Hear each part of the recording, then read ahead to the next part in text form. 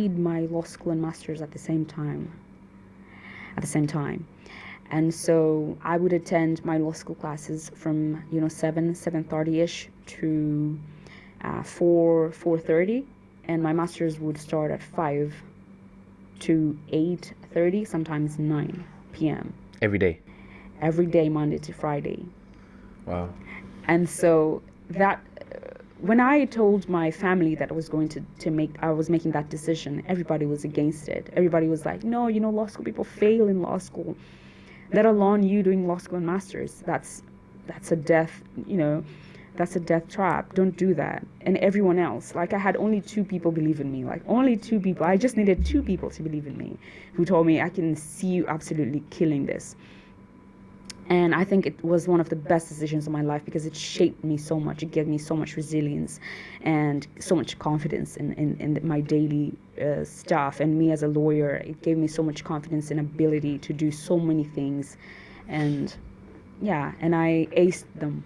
And so I aced them all. And so I'm really happy I made that decision, because I was actually forced to make that decision by the dean in my undergrad, because I was the best student in my undergrad. So I had a scholarship for the masters.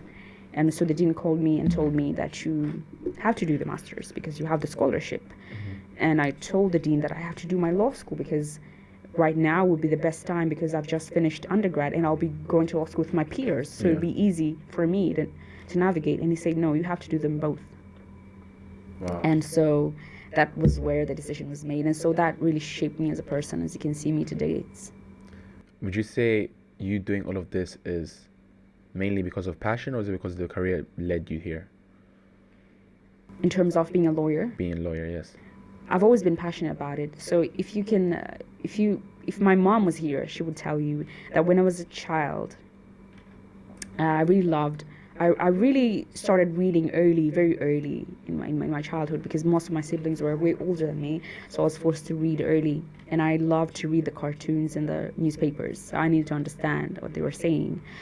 And so when my parents would do something that was not right or did not sit right with me, I used to get a pen and paper and write to them and explain to them that I was not happy with the things that they have done, and would ask them to apologize. And then I would fold the paper and I'll pass it under my parents' door.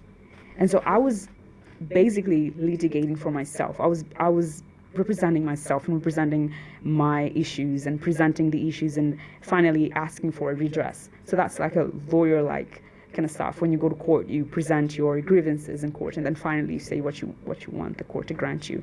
And so I used to do that. And I developed a passion for writing, of course, and speaking and writing and all that kind of stuff.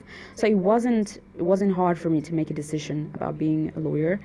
And initially, when I was making my applications for unis, my mom was against it. My mom was really against it. She didn't want you to become a lawyer. Want me to become a lawyer and all that kind of stuff. She would give me examples of lawyers who were killed. She would give me newspapers to read that you see this lawyer has been murdered. You see this lawyer has done this and that. And so I was like, that's not gonna be me. Or she would tell me, or being a lawyer, there are no jobs and all that kind of stuff people usually say and that kind of stuff. And so I made the application without my mom, by the help of my uncle. And yeah, in the end, she's really happy. And so I can say we are all happy. And would you say you talked about resilience, the importance of resilience? Some people that when they see failure coming around the way, they just get scared and then stop whatever they're doing and then just give up. How has resilience shaped you to who you are today? I could say resilience has shaped me in a way where I'm okay to fail. I'm really fine. I think there's a lot of learnings. If you just focus on something positive, that just one single positive thing that can come out of it, I think you'll be better placed. I'm okay at this particular juncture to have a client and go to court and lose a case. I'm just thinking of the solution, how to get out of this, rather than focusing on the failure itself. So I think that's how resilience has shaped me so far. Have you ever had you said you're going to court and then losing a client, a court case with a client. Have you ever had an instance or scenario where you went to court, you lost a case, you had to get the client was so mad at you? Has that ever happened? Thankfully not that mad. I've never experienced clients that are extremely mad, but you can see like the disappointment and the sadness in a client.